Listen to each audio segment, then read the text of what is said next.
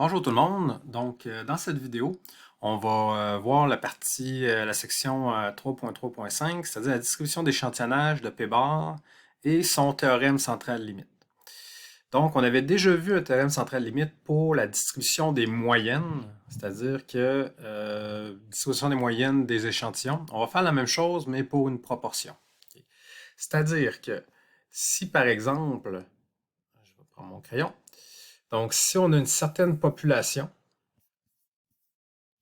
ok, une population qui a une caractéristique. Donc, supposons les yeux bleus. Donc, disons qu'on a 20% de la population qui a les yeux bleus. Donc, on va noter ça P. Tandis que si je fais un échantillon, donc si je considère plutôt un échantillon, ben, je vais plutôt mettre le P bar. Donc, le P bar va représenter la proportion qui vient de mon échantillon et le P sans le bar dessus, sans la barre dessus, va représenter la proportion des personnes dans ma population qui possèdent une certaine caractéristique, exemple les yeux bleus ou autre exemple qu'on avait déjà utilisé, les intentions de vote. Ce qu'on avait vu, okay. Oh, ça va vite un peu, parfait. Donc ici, ce qu'on avait déjà fait avec les moyennes, c'est un peu le même principe. Si j'ai une grande population avec une proportion P, donc je pourrais de façon aléatoire créer un paquet d'échantillons tous différents qui, chaque échantillon, me donnerait une certaine proportion, donc ça serait une proportion P bar. Maintenant, une question qui nous intéresse, c'est de savoir ces P bars-là, okay, de quelle façon est-ce qu'ils sont distribués? On avait vu avec les moyennes que ça suivait une loi normale. Eh bien, pour les P-bars, pour les proportions des échantillons, ça va aussi suivre une normale. Et ça va être notre théorème central limite, mais pour les proportions pour le P-bar. Donc, si je remonte un peu, donc, parfait. Donc, ici, la grande question, comment est-ce qu'on va pouvoir connaître la distribution de P-bar, mais ça va être une loi normale encore une fois. Ce qui nous amène au théorème central limite. Théorème central limite, mais pour P-bar. Donc, au début, vous avez un peu là, la description classique, population de taille N, donc grand N.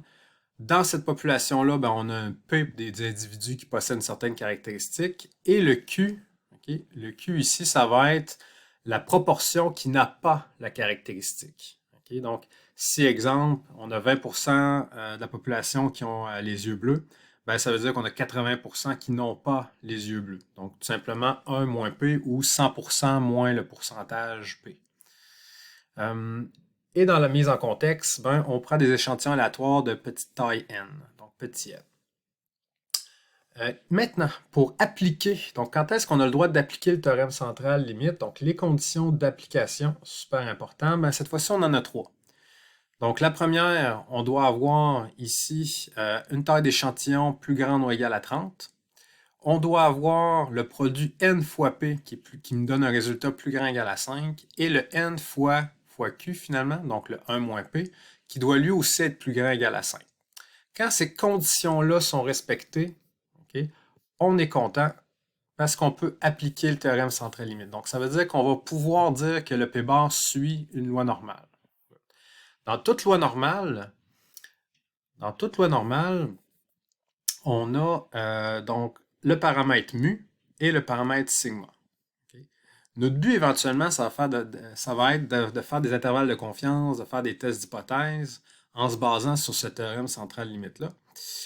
Mais pour ça, on a besoin de connaître un petit peu plus de choses sur le mu p bar et le sigma p bar, donc les deux paramètres. Le mu p bar, donc c'est la moyenne de toutes les proportions, okay? Donc des proportions des échantillons. Donc si on avait fait tous les échantillons possibles et qu'on avait calculé la moyenne de toutes les proportions qu'on obtient, ce qu'on se rend compte, c'est que la moyenne de toutes mes p-bars me donne finalement le p de départ. Donc le p, la proportion de ma population. Pour le sigma, okay, c'est un petit peu plus complexe. Donc le sigma, l'écart type des proportions. Eh bien, comme on avait déjà vu, on a deux possibilités. Okay. Dans la deuxième, on a encore le facteur de correction. Donc lui ici, FC. Donc, et c'est les mêmes conditions qui vont différencier là, les deux possibilités du sigma p bar. Donc, si j'ai pas besoin du facteur de correction, donc avec remise ou le cas qui arrive plus souvent quand j'ai une grande population, quand le n est grand, ben, je n'ai pas besoin de facteur de correction et l'expression qu'on va utiliser pour le sigma, ça va tout simplement être la racine de P fois Q divisé par N. Si, au contraire, j'ai sans remise et dans une situation où est-ce que j'ai une petite population, donc là, je vais devoir utiliser le facteur de correction. Donc, c'est la même expression, mais avec un facteur de correction de plus. Donc, c'était le théorème centrale-limite. On va s'en servir pour des calculs de probabilité dans les 2 prochains exemples. Et éventuellement, le lien qui est créé entre la population et son échantillon, ce lien-là, qui est le théorème centrale-limite, on va pouvoir l'utiliser pour calculer des intervalles de confiance, entre autres, et des tests d'hypothèse. Donc, c'était tout pour cette première vidéo.